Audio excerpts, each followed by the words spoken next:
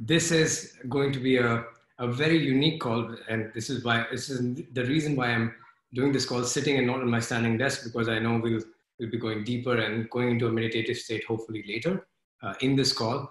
And for those of you who are lucky enough to not know who Panache is and discovering him for the first time, your life is about to change. So I'm really, really excited for you guys to discover him. Panache is one of the greatest spiritual teachers that I have had the pleasure to meet. And he's done really, really remarkable work. He's been featured on some of the coolest, most inspiring institutions that I could think of in the transformational space, like Oprah, Deepak Chopra, Huffington Post. I met you in Mind Valley, Rhythmia Institute, and so many beautiful ecosystems. Have so much respect for the work that you do. So thank you so much, Panache, for taking out this time.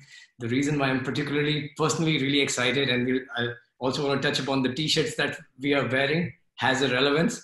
I met Panache in July 2019 in Pula in a chance encounter outside the seminar hall in a Mind Valley event. And we had like a 5-minute chat, and that 5-minute chat turned into him saying, hey, you want to have tea in the cafe?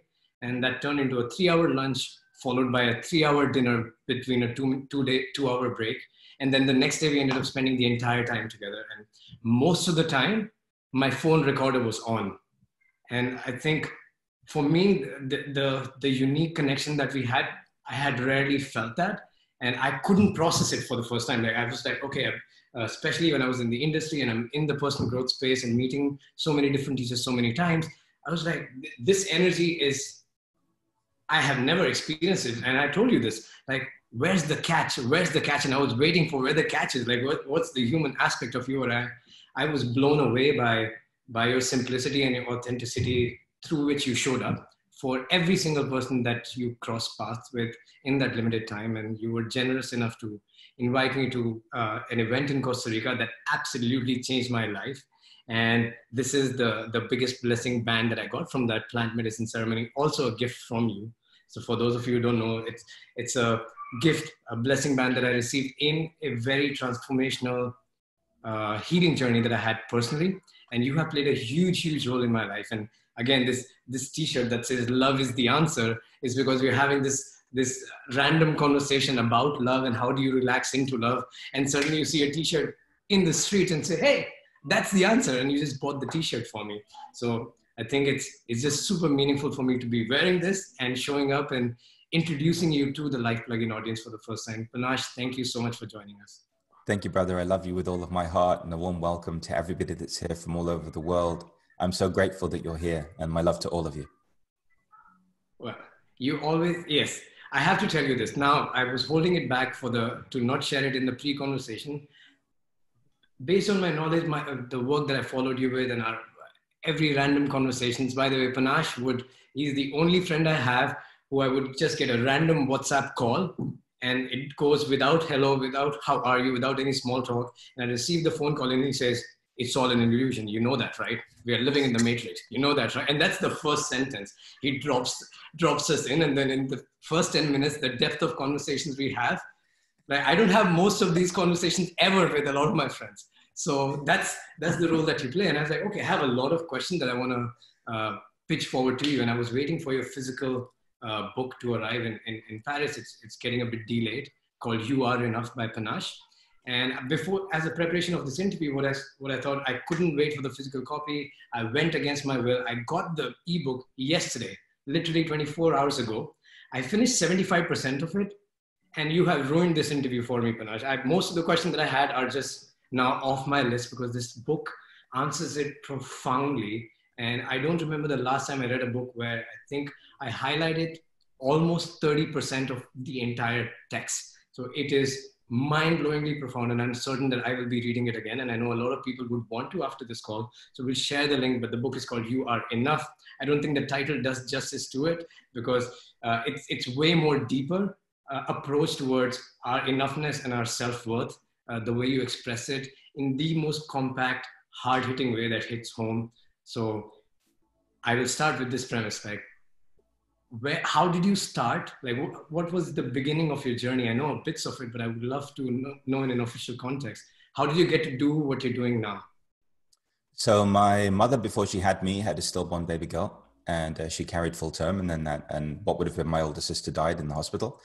And so when she was 3 months pregnant with me, she went to Ganeshpuri, India, to be blessed by Bhagwan Nityananda and Swami Muktananda. And Swami Muktananda had the darshan and basically blessed me in the womb and told my mother that I would be coming back to do this work. And so he just basically told her, he said, don't expect him to follow a regular life path. You know, he's going to do something spiritual and help a lot of people.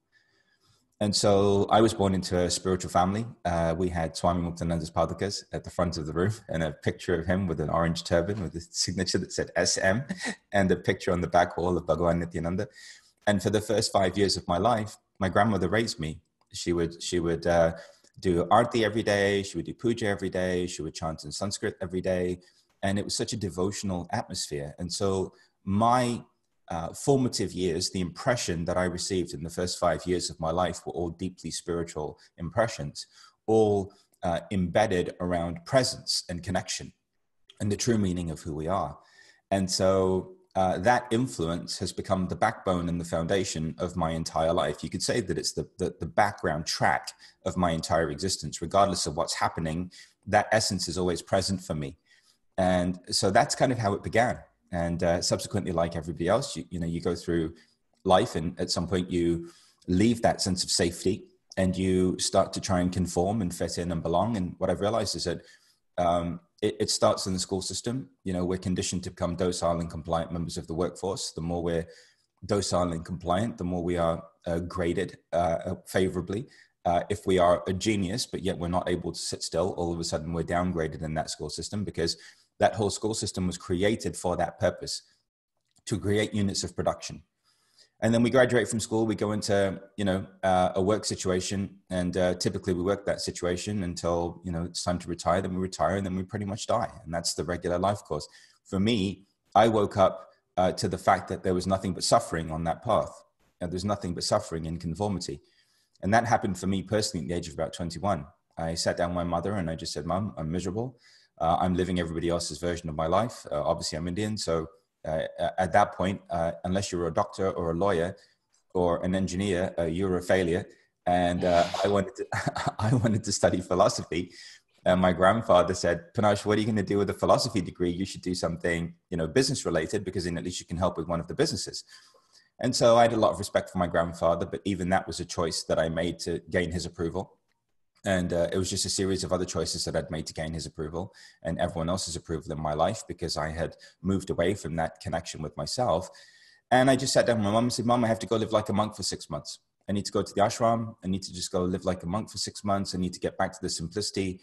And it's at that point where I started to go through a fundamental revision of who I was, what I was living for, and what was really driving me in my life. And more importantly, I just wanted to get back to the feeling that I had in that meditation room with my grandma, with my bar. And so I went to an ashram in America where Swami Muktananda had spent a lot of time. And there's a room there that has his chair and his peacock feathers and his padukas, and nobody goes in that room. And I would just go there and I would just lay there. And I began to experience grace and blessings and support, and undergo the fundamental re-emergence of my authentic self. So that's kind of how it began, brother.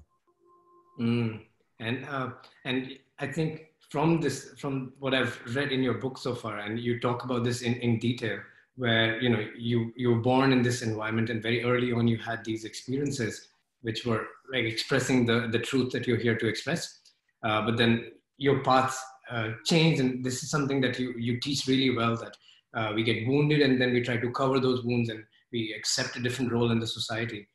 And the thought that comes to my mind is the relevance of those wounds. And the question is it possible to not have wounds at all when we come in this world, like new parents, or like when I'm showing up as a parent soon? Can I raise a child without having any wounds at all? Or what's the relevance of gaining the wounds that we do? So the whole journey of being a human being is a complete act of compassion. We come from, this singular consciousness where everything is just love, and this pure presence, into this reality of this kind of manifest material world. And in the reality of the manifest material world, all of a sudden we're experiencing duality, and we're experiencing a collective mind, a collective pain body, and collective agreements. So we go from our limitless nature into a limited form to experience this duality, this apparent illusion of otherness. And what happens is we have the wounding that we have to wake up in the midst of it to transform it. So every single person at the level of their soul has chosen every single experience that they're having. You have created this for you for the sole purpose of awakening to your essential nature. And that's why in life, there's nothing to resist. There's just everything to accept and embrace, because the more we can bring that acceptance and that embracing and gathering up and loving to all of these different parts of us, the more they transform, the more the light and the oneness of life is revealed. And so the purpose of separation is to have us be able to transform aspects of the collective unconscious, things that existed before us. Because when you actually get present about it and get clear about it, there's not a single thought that belongs to you. You weren't born with a thought. You weren't born with a belief. You weren't born with limitation. You know, who you really are is a luminous being who's been conditioned to believe that you're solely a physical being, living in a physical reality. But who you really are is light. And we can call that light whatever you want. We can call it the soul. We can call it the essential self, the authentic self. It doesn't matter. Who you really are is the infinite ocean experiencing itself as the drop. And that drop is the ocean.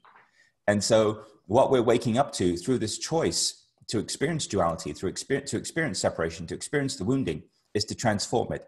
And in our transforming it, it disappears in the collective, because we represent the transformative power and potential of every single human being. We're a part of a collective tapestry, collective fabric.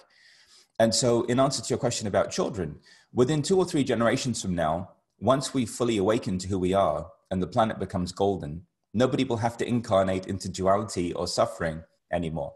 And we're living in a very important 10-year window of time where every survival-based energy that we've been holding on to as a species is being purged from us. Like even when you look at COVID-19 and you look at any crisis that's been happening, what's it doing? It's challenging us at the level of survival. There's the physical threat of a virus that we have to contend with. And then there's the economic fallout of that virus as well that we have to deal with. And so what we're doing is we're being purged of all survival-based energies. And survival-based energies can be defined as fear, lack, and scarcity. Humanity, in the absence of fear, lack, and scarcity, will be at its optimal potential. So I had to go in for an emergency root canal last Wednesday, and my dentist asked me a question while I had the spacer block in my mouth, and I kind of mumbled the answer, but then I answered it after he took it out. And he said, Panache, when will we actualize our potential? When are we going to really actualize our potential? And and the answer is when we're free of survival. When no human being on this planet needs to worry about their survival anymore, they will become units of divine expression. They'll all of a sudden be able to express their innate gifts and abilities without having to worry about how they're going to take care of themselves. As a species, we shouldn't have to worry about how we're taking care of ourselves. As a species, we should have systems and structures in place that take care of us, to allow us to express our uniqueness in this world, and that allow us to further the momentum of who we are in every possible and conceivable way. So the purpose of the wound is to wake up in the midst of the wound and to make it conscious, to bring the light of our awareness to it, thereby transforming it within us and in the collective. And within 3 generations from now, no human being will have to incarnate into this collective mind, collective pain body, and collective agreement. Whoa. Okay. I need a moment to absorb that. And this is what, by the way, Panache does. Like, I have felt that so many times, and now you guys can get why I have my recorder on when I spend so much time with him before.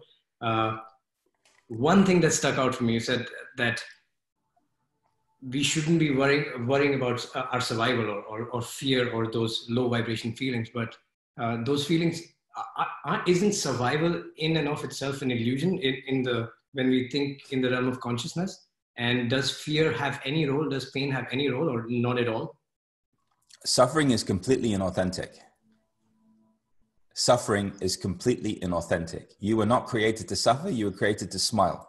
It takes less effort for you to smile than it does for you to frown. So what we have to do is look at who we are at the level of our design to begin to understand the fundamental nature of reality. Smiling is the most powerful yogic posture. When you are smiling, you're fully aligned. Okay. So what does that mean? That means that we're not here to suffer. But what's happened is all of a sudden we've become units of production and consumption. The only problem is it's a vicious cycle.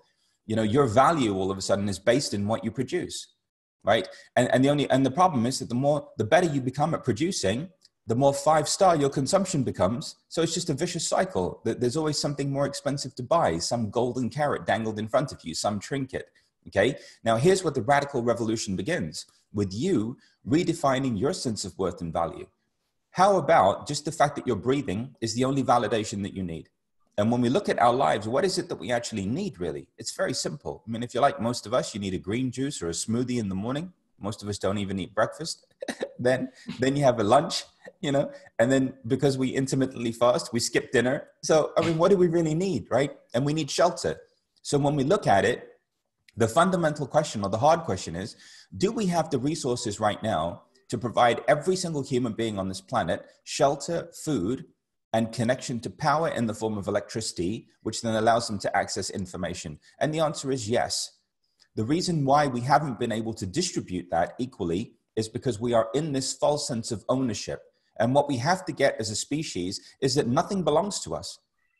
There is not one thing that belongs to us. We're here for the time that we have it. And when we go, it doesn't matter anymore. Ask the Egyptians. They tried to take everything with them. They couldn't take anything with them. All of those pyramids and those tombs were lined with every kind of gold trinket and gem you can think of, and not one of them went with them. So what are we living for? And this is why this is so important. What are you living for? What is your value? What is it that you are assigning value to? Because in this time of COVID-19, everybody had a vision board. Everybody had a set of goals. Everybody wanted to grow their business and their company. Okay, well, what happened to all of that? Nothing. Because now you've been shown over and over again what's important. And what's important and what matters is you. And what we have to do is stop projecting our light, love, and power onto everyone else because we don't feel good enough. At some point, we finally have to realize that who we are isn't a mistake, that who we authentically are is the superpower that we need to thrive in every area of life and living, and that our needs will always be met. And so at some point, we have to go through this revision. And every system and structure and every entity right now that is caught up in this state of ownership is going to go through a fundamental collapse in the next decade. It's time for everyone to be empowered because we're living in a world that doesn't work for everybody. This version of the world that's collapsing right now doesn't work for 99.99% of its inhabitants. So if we were looking at efficiency, even from a business standpoint, if you had systems and structures that only benefited 0.01% of your business and your client base, how would you be able to sustain that? So the answer is oneness. The answer is waking up to who we are. For everything that's playing out in our lives right now, where we're suffering any kind of scarcity or any kind of lack, the answer is to wake up to who you are. Because at that point, your life stops being about you and it starts being about who you are in the broader context and this greater potential that you have to share. And that's why I'm here, to incite that revolution inside of every human being who's ready to realize that they have value inherently, that they are loved inherently, that it doesn't matter how they've been raised, it doesn't matter what they've gone through, that they are a beautiful being, that they are loved and appreciated for who they are, and they have to wake up every day in that state of being because it's not going to come from outside of them. And that is the world that I wish to see. That is why we are here. And that is the legacy that we're going to leave behind. Wow. Wait 1 second. There's some screen error. Yeah. Panache, thank you so much. If someone wants to start on this journey of reevaluating and realigning themselves to their higher selves, or releasing these energies that we live in, or getting out of the matrix, so to speak, like you teach a lot of times, what are the practical steps that one can take today? And what does it mean for, well, yeah, I'll just ask this one. What are the first few steps that one can take today in that path? So let's look at it. So you've spent your whole life trying to get the love and approval and acceptance of people that don't love themselves. Just take a breath. Just be with that for 1 second. You have spent your whole life trying to get the love, approval, and acceptance of people that don't love themselves. It's a scenario that no matter how much you turn yourself inside out and try and make them proud of you and make them love you and make them accept you, that you can never win because you're looking for it somewhere where you'll never find it. So the first thing that we have to recognize is that there are no squirrels in self-help seminars, and cows don't need to do workshops in order to figure out how to be who they are. For some reason, we're the only species that thinks that we have to learn how to be who we are. We've moved away from nature so much that we're no longer functioning naturally. We've become normal. And what we have to do is revert to being natural again, to recognize that there is a perfection to our design. Your uniqueness is your superpower. The reason why you're made wrong is because you've been conditioned for conformity. Why? Because you're easier to control. The more you're just like everybody else, and the more you follow every other rule that's presented in front of you, the more malleable you are, the easier you are to control. Scarcity and survival is used as a point of leverage over you because your well-being is threatened in the event that you don't conform. So at some point, we have to wake up and realize that who we are is lions and lionesses and not sheep. That's the first thing. Second thing, embrace the perfection of your design. You are not broken, you are not wrong, you don't need healing, and you don't need teaching. God, Guru, and self are one. That means that all of the infinite power of the universe exists within you. Stop thinking so little of yourself. Start accepting who you are. Start accepting your feelings. Start accepting your mind. Start accepting the way that you look. Start accepting the blessing that you are. You know, I was Indian, born in the UK, and we were brainwashed into believing that we were an ethnic minority. Even though there were 1.5 billion of us all over the world, the British school system had us convinced that we were an ethnic minority. And here's why: so that we could be controlled, so that we would never own our power, so that we would never realize that we have this potential beyond what we're being told. At some point, you have to wake up. And at some point, you have to realize that this programming and this social conformity is the reason why we are suffering. And so, again, realize that who you are is a blessing, that the same infinite intelligence that made you right now is expanding the universe out into infinity. The same creative potential that is animating all of life created you. So how can you for one moment think that there is some detail within you that is a flaw? There is nothing wrong with you. You are listening to people that don't love themselves, that don't accept themselves, and you're using their judgments and their evaluations as a milestone and a metric for who you are and how you should be. So end your resistance to being yourself. Please meet yourself with empathy, love, and compassion. You are my brothers and sisters. I love you. You are beautiful. There is nothing wrong with you. Please stop judging yourselves. Please stop criticizing yourselves. Please stop fixing yourselves. Please stop perpetuating all of this conditioning and programming that has you invalidating the contribution that you are. You have love in your hearts. You are service-oriented. You are a blessing on this earth. So when I wrote Discovering Your Soul Signature, my first book, I realized that the most pressing need was that we had to accept ourselves. And it's interesting because most definitions of enlightenment, when we look at them, are the acceptance of who we are at the level of our humanity. Our humanity is the doorway to our divinity. When you can begin to accept who you are at the level of your humanity is no longer a limitation that you have to overcome.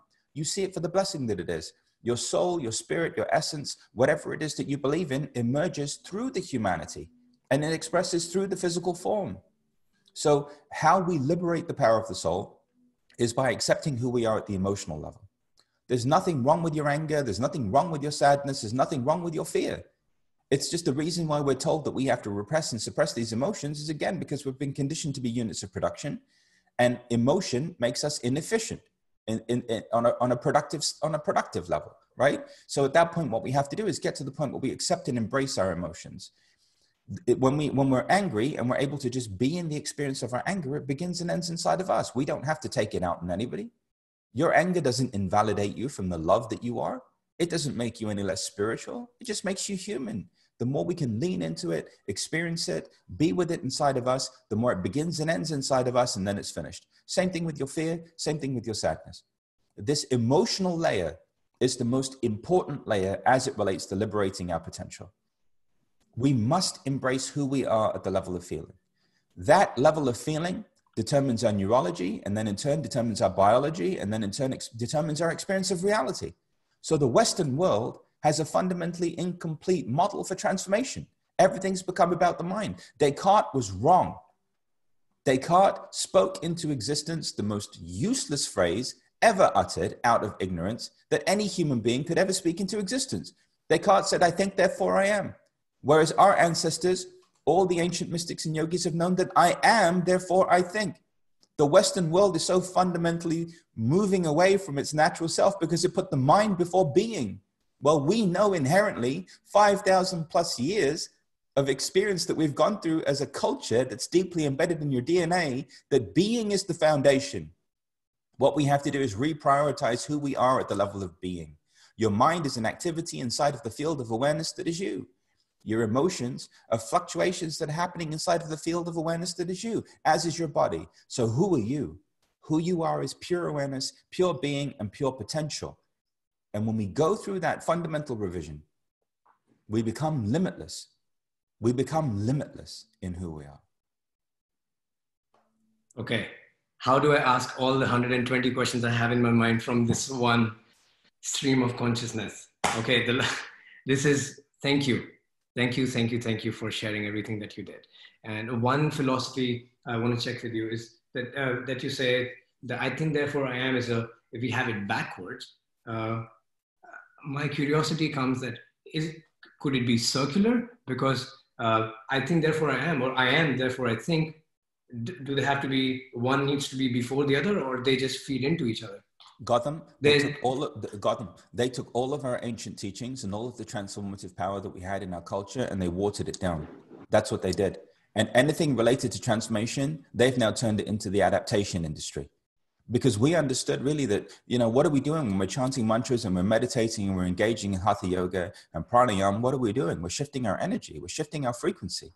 We understand that we're vibrational beings, right? So what they've done is transformed everything into a mental process.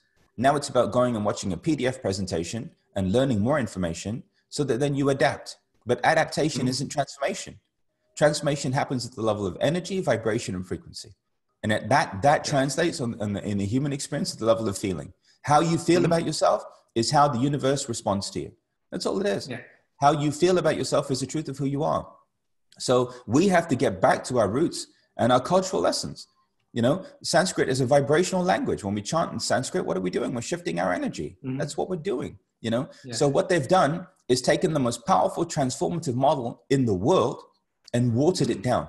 Hatha yoga now is about going to a yoga class and sweating on your neighbor for an hour. It's not about what it's about, So they've taken our culture and watered it down. Why? Because it fundamentally threatens their structures, their organizations, and their institutions. The full transformative power of what we know, right, as a continent has been watered down and diluted for Western consumption, just like our dal, our curry, and everything else that comes out of our culture. Yes. That we've had these conversations before, but I like to be this silly student so that I can uncover more vocabulary to explain the same concept. So that's the place I'm asking these questions from. And so the first question from like 15 minutes ago that came to my mind when you talked about when you said they have turned us into conforming to external rules, and which is what is diminishing our divinity expression in this world. But one of the things that I think about is conformity as a society, as a species, was needed for us to survive and thrive as well. So do you think it has a role? It ever played a role, or are we saying it's something external to us? It was never ours, and we just adopted it recently. What's your perspective on that? Here's what I'm saying. Nothing is ours. Nothing is natural to us. We've adopted everything. That's what I'm saying. Nothing is ours. No thought is ours. No belief is ours. No feeling is ours. Who we are is presence. We're just this wonderful state of loving presence. That's who we are. Everything's been superimposed over that presence. And this is why we're struggling, because that presence and that love isn't valued in the world.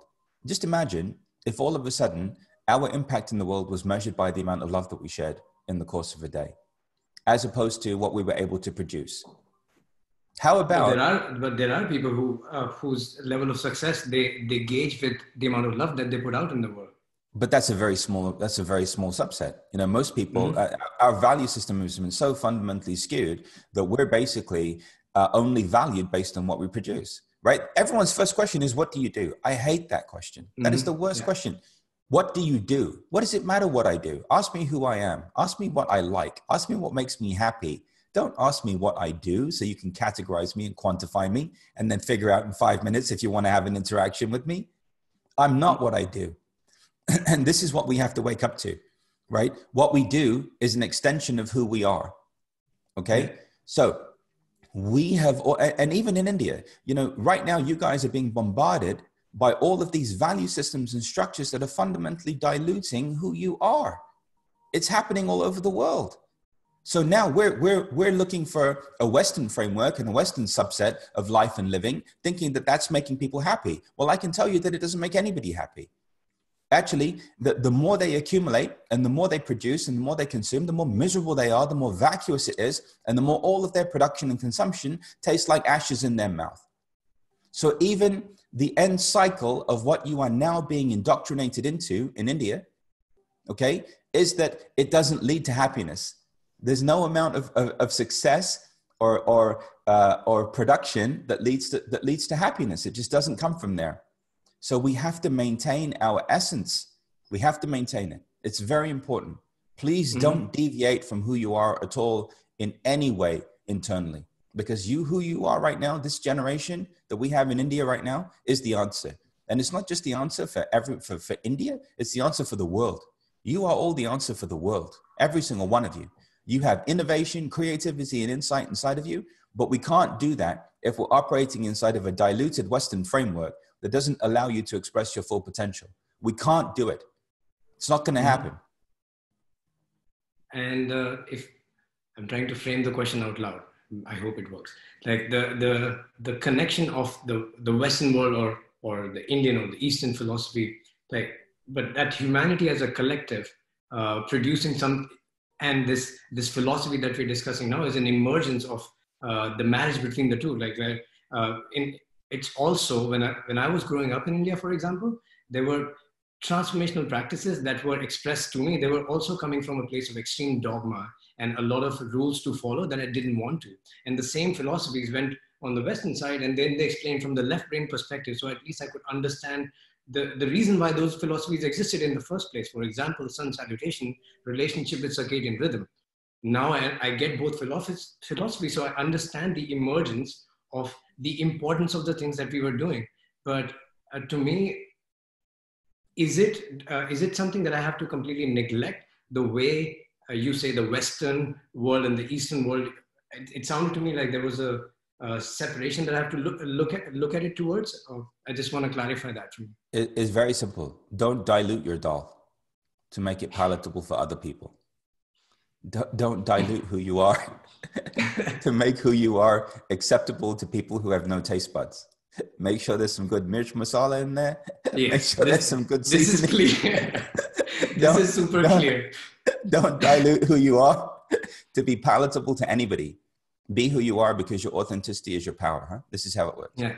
So in reference to that, I think that we've gone through cycles. When we look at decades, right? And let's look at human development in decades. So, for example, America's pretty new at this. Let's just say that transformation has been over here in the US since the 1960s, potentially.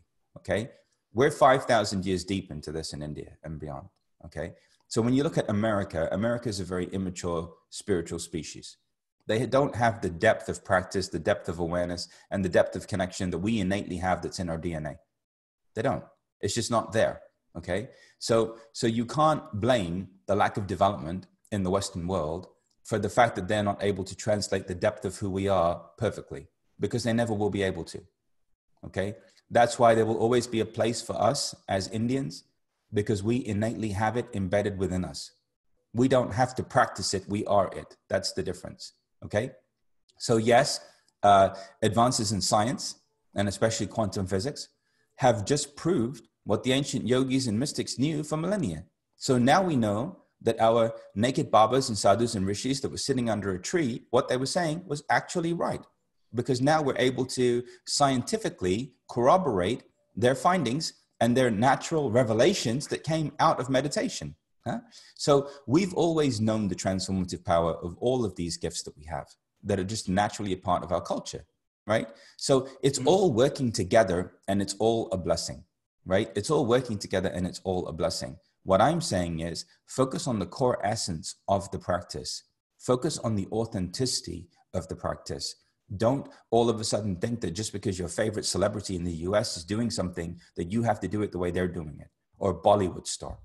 Go to the source, go to the essence, go to the truth for you.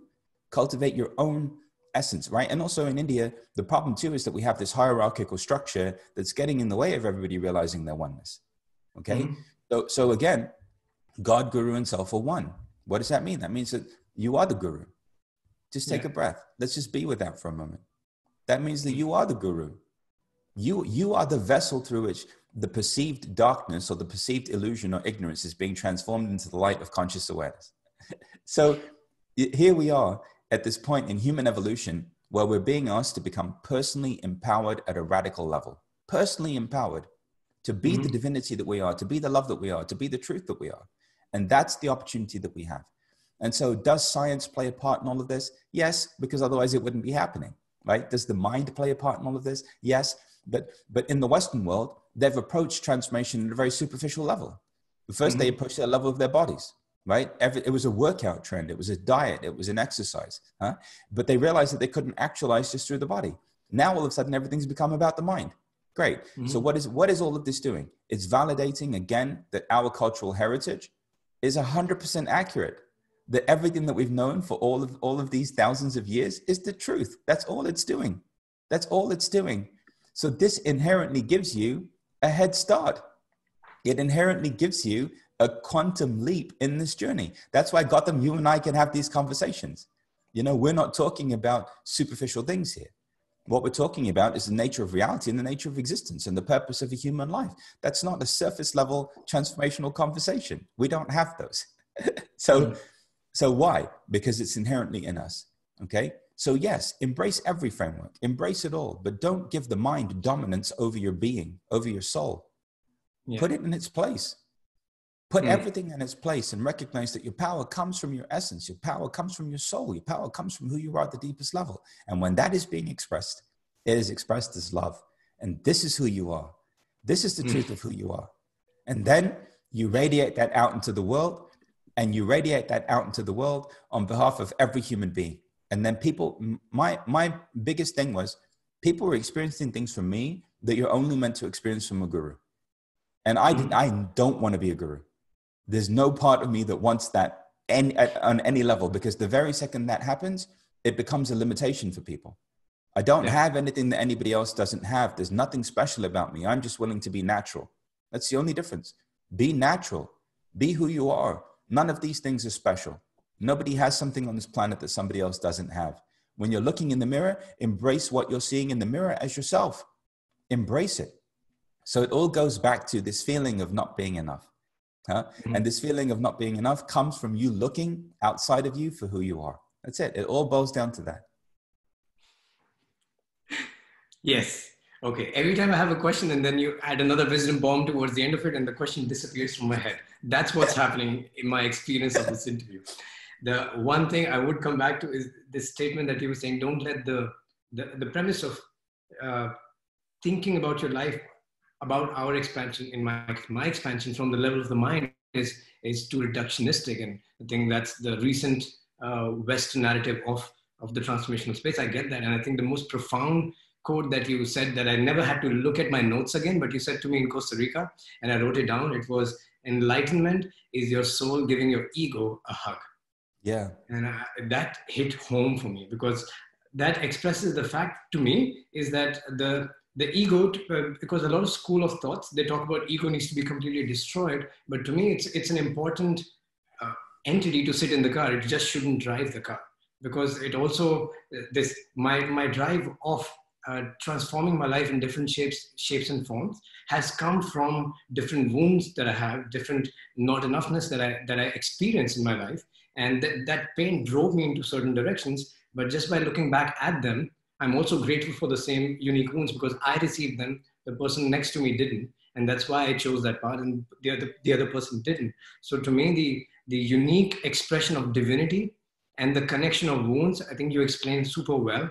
And I would like you to just touch upon that a bit more, like how our unique wounds, our unique pains or traumas, whichever way you want to call it, how should they shape our lives unfolding? So your ego allows you to express your divinity uniquely. So right now, Gautam, you are expressing divinity uniquely. And I love the way you express divinity. And I love the way that all of our brothers and sisters here express divinity uniquely. That's what it allows us to do.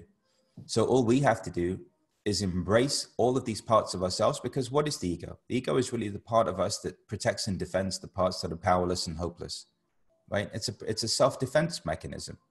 The very moment we don't feel safe anymore is the very moment we have to create this identity and this persona to belong into a world that's an illusion in the first place. So this is why, for me, enlightenment is the soul giving the ego a hug. You know, we need to embrace the parts of us that are afraid. We need to embrace the parts of us that are scared. We need to embrace the parts of us that are angry. We need to embrace all of these aspects of ourselves and gather them up and hold them in our hearts and bring love to them, because they're all lovable. And this is the power of transformation.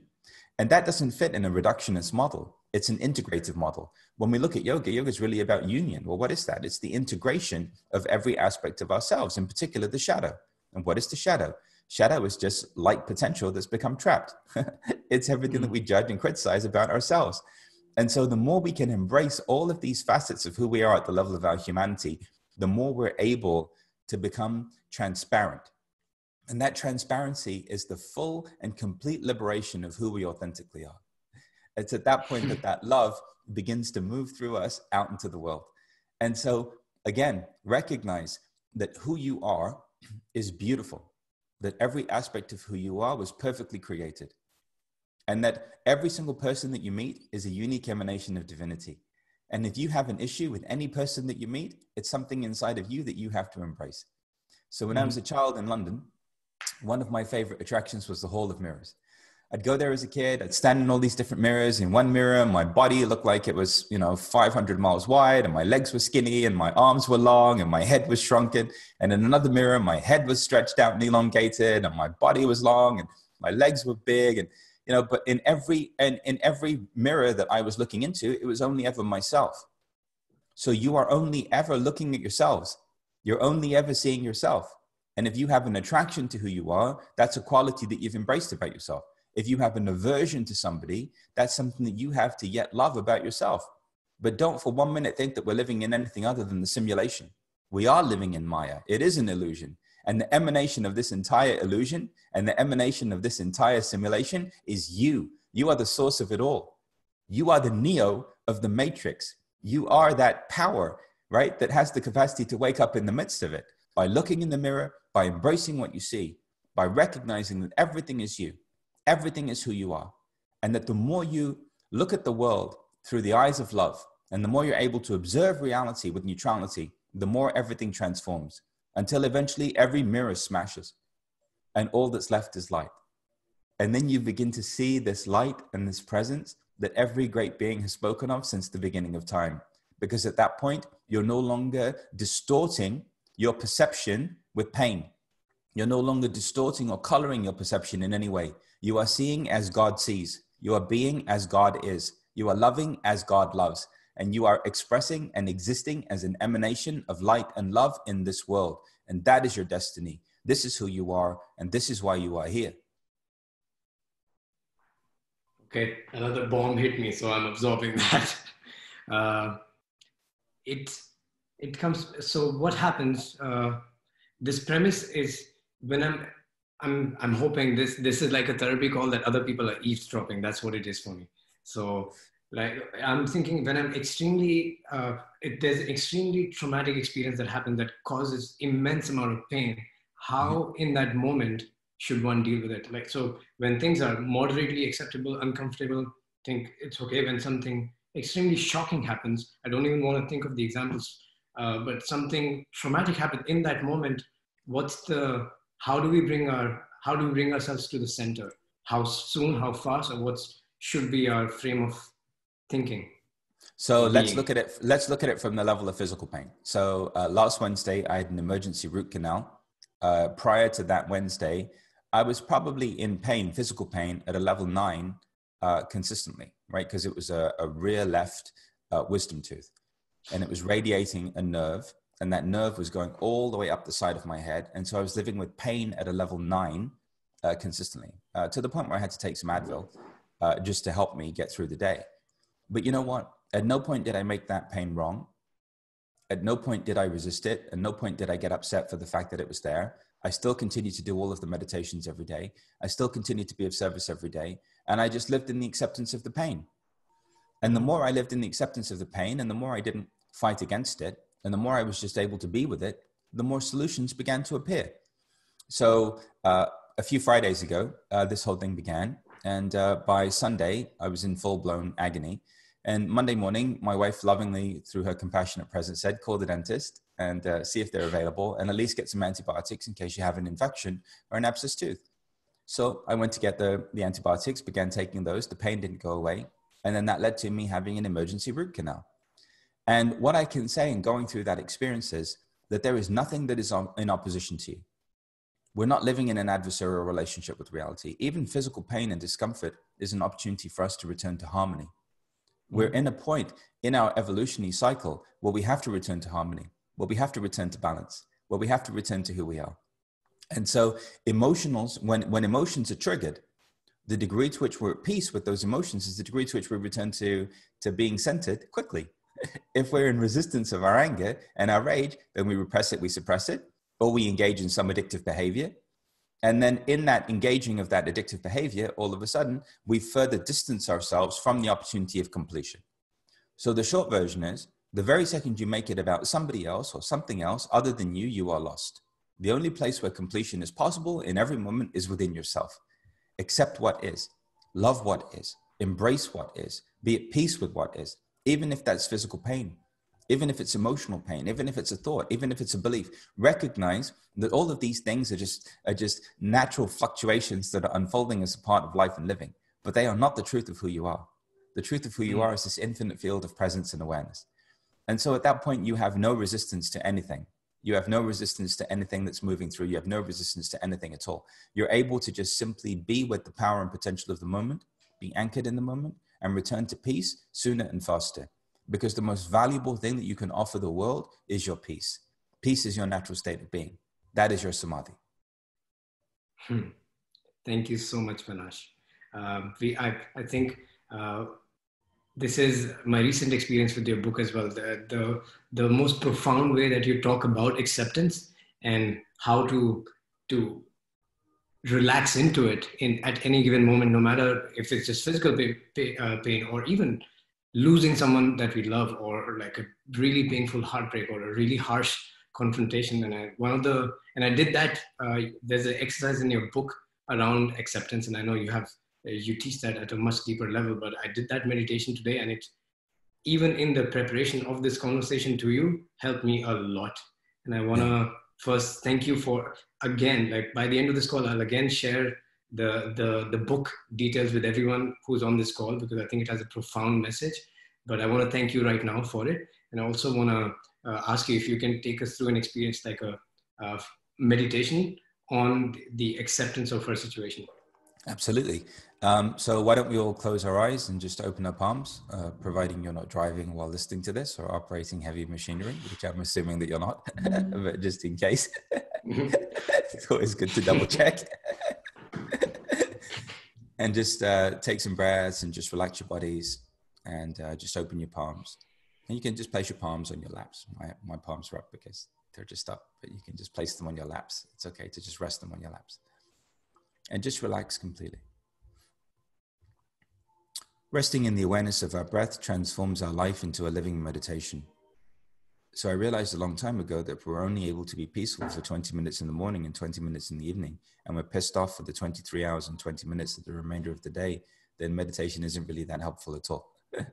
So just observe each inhalation and exhalation and just allow your body to just completely relax.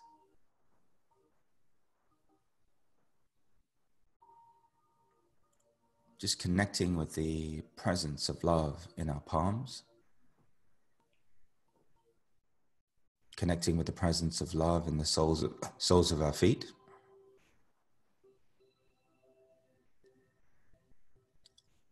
Connecting with the presence of love in the crown of our heads. And connecting with the presence of love in our hearts. And each breath just taking you deeper and deeper inside into calm, into peace, into who you are.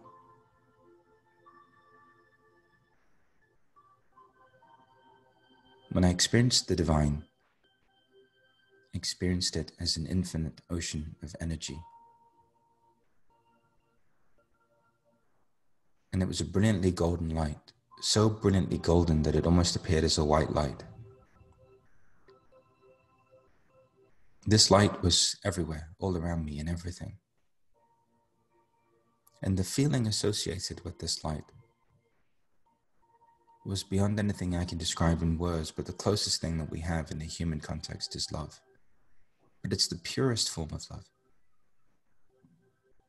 It's the kind of love that doesn't need anything from you. The kind of love that doesn't need you to change. It's the love that doesn't need you to believe in anything or become somebody. It's just love. And this love was just all around me. And I was shown in that moment that this is what God is. This is what the divine is. That this is who we are. So we're going to begin to acknowledge the presence of this love and this light in our bodies. And when we go to the ocean, we start with our toes. Just presencing this love and this light in our toes. Our feet, ankles, calves and shins, our knees, our thighs, pelvis, lower back, stomach, solar plexus, mid-back, heart, lungs, chest, upper back, shoulders, upper arms, elbows, forearms, hands, fingers, thumbs, vibrating at the resonance and potential of divine love.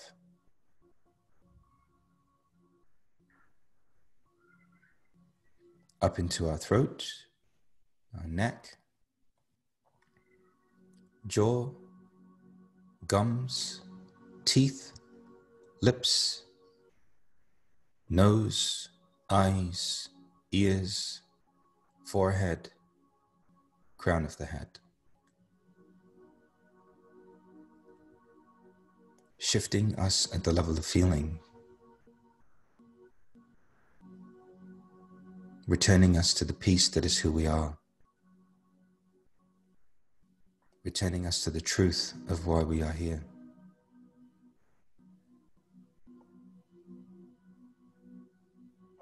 Shifting our neurology, shifting our biology, transforming our experience of the world.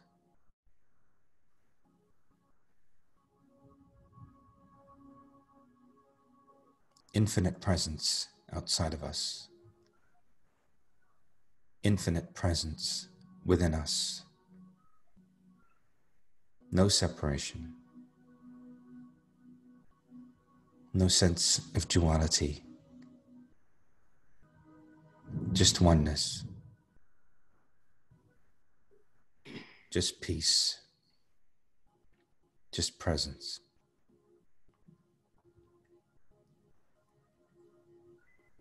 Bringing this love to every moment from the past where there was pain. Transforming the memory.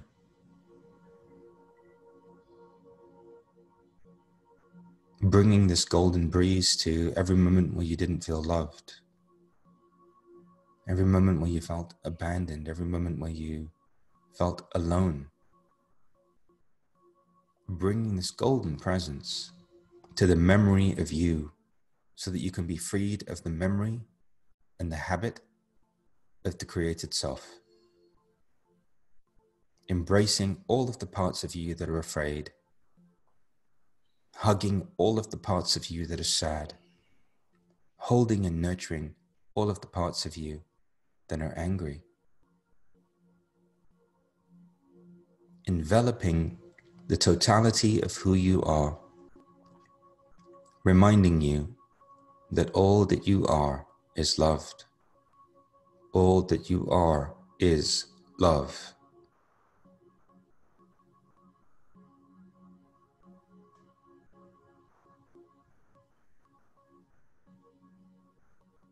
With each breath, just going deeper and deeper into harmony. With each breath, just going deeper and deeper into presence. Being freed of the memory of you.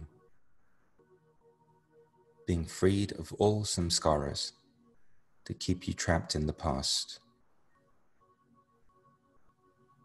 Liberating you from how life was, so that you can be with life as it is.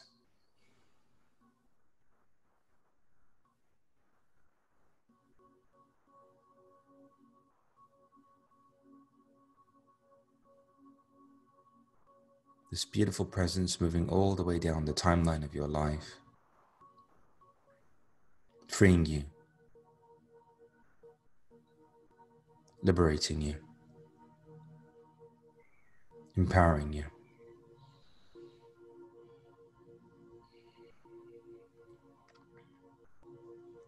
Allowing the essence to restore harmony and balance to the emotional body. Allowing the soul to restore harmony and balance to the mental body. Allowing the soul to restore harmony and balance to the physical body. And then breaking free of the confines of the physical body, beginning to fill your entire auric field, your energy body, with presence. With presence. With love.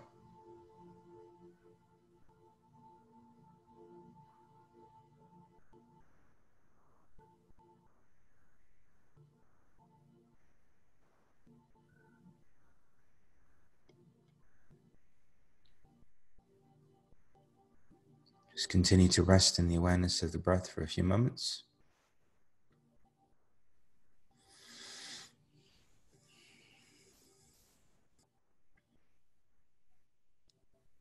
As we evolve beyond all forms of conformity,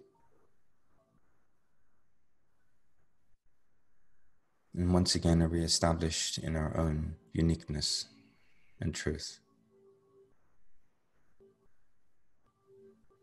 You are a divine being. You are love personified. You are light. You are limitless.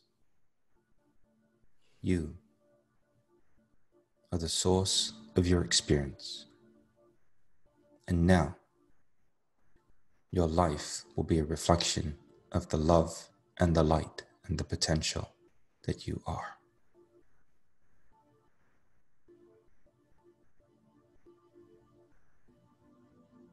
Just tapping into the feeling of appreciation, gratitude for everything that you've gone through, for everything that you've experienced,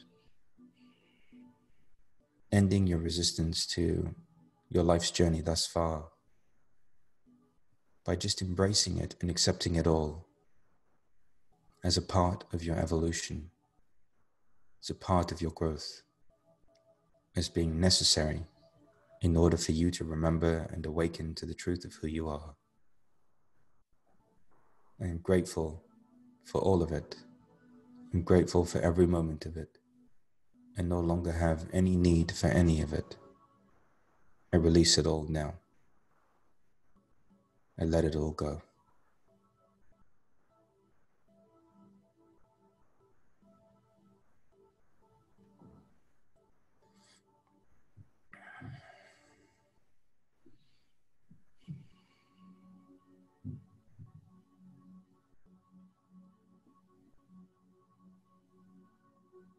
Just continuing to rest in the awareness of the breath. And continuing to be established in your samadhi, in your peace, in your authenticity, in your love.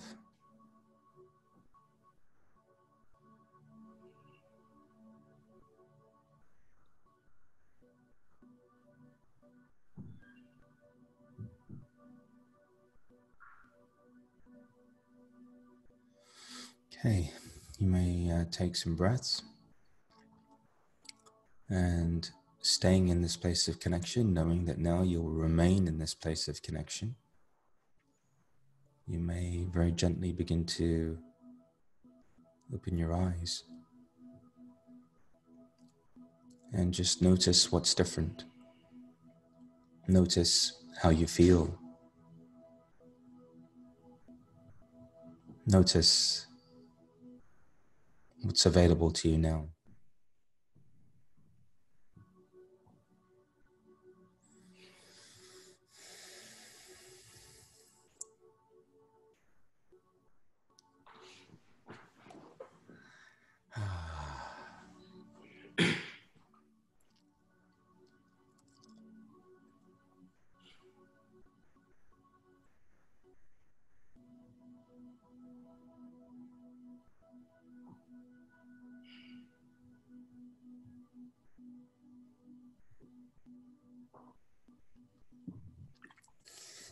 Thank you, Panache.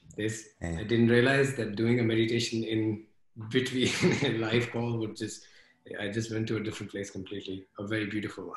Thank you. Thank you. And I think people are, just put the love in the comments for us to know, like, how was this for you? Like, there are people already sharing it.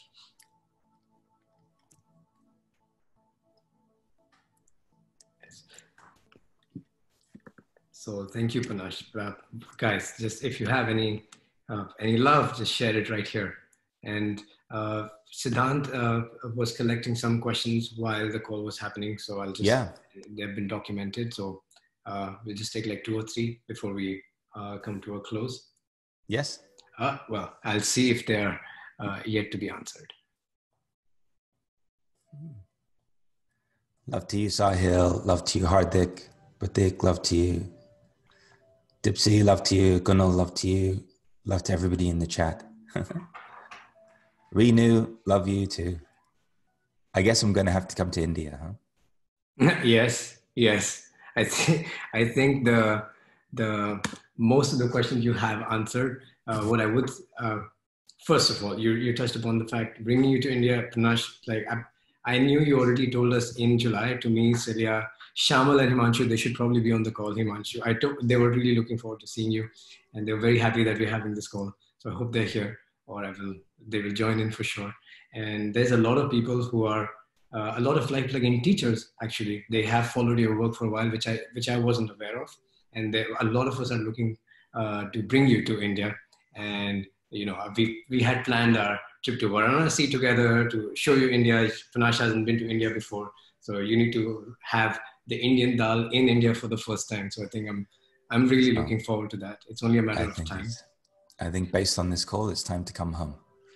Yes, and for guys, if this is I'm not sharing it from any place of exaggeration, but if you had any resonance on this call, the latest book from Panache, You Are Enough, will blow your freaking mind. So if you are open to studying more or open to allowing this path to unfold, I think that book will answer all the questions, even if they haven't been answered on the call. So do definitely get that.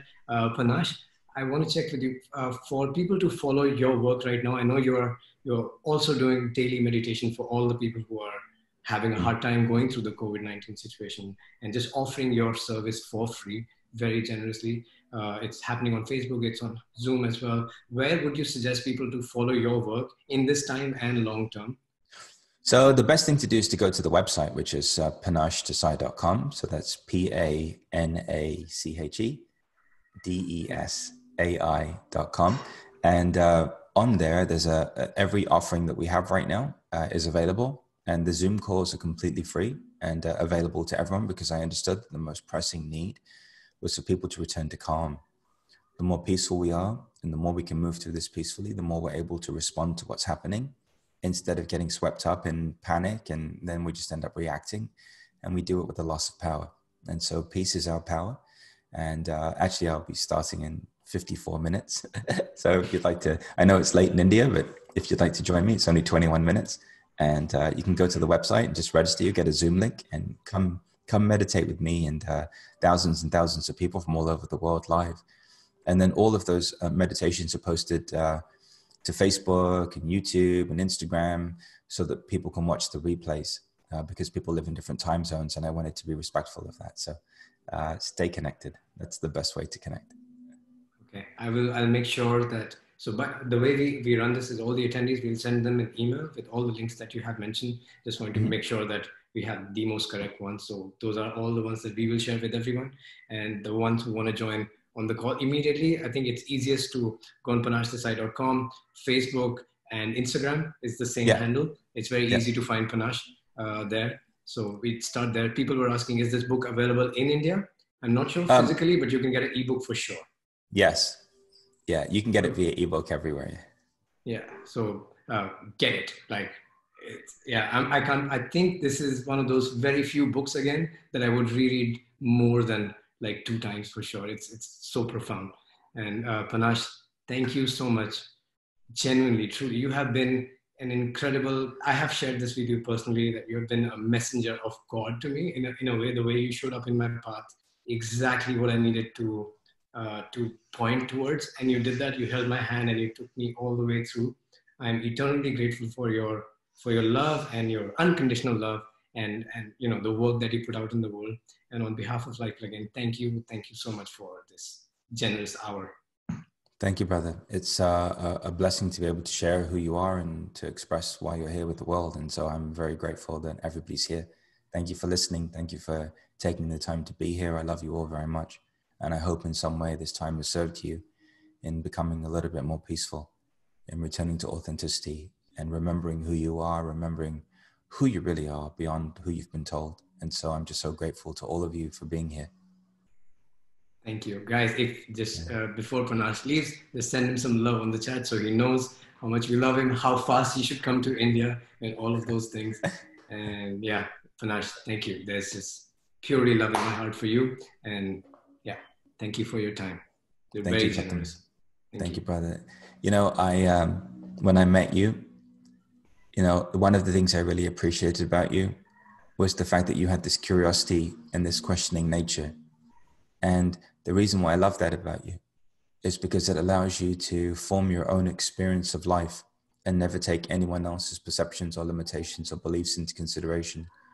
Because when you have that curiosity and that questioning nature, it allows you to synthesize what's being presented in a way that either resonates with the heart or it doesn't. And so I just love you very much. I'm grateful for everything you're doing. I'm grateful for this blessing that you're offering in India. I think India is the future of the world. And I think that everyone that's listening to this that is in India right now is at the forefront of creating our new reality, not just in India, but throughout the world at large. And so I'm honored to be your brother, and I love you with all of my heart. Thank you. Oh my God. Okay. Thank you. I will be respectful of your time, and you have another meditation to go for. So we'll wrap up this call. And for everyone, we will share all the links. So if you haven't written them down, I will reshare all the information in the email as a follow-up of this webinar. Thank you so much for taking out the time and joining us on this call. I hope you found value. And yes, until next time, then lots of love to everyone. Bye.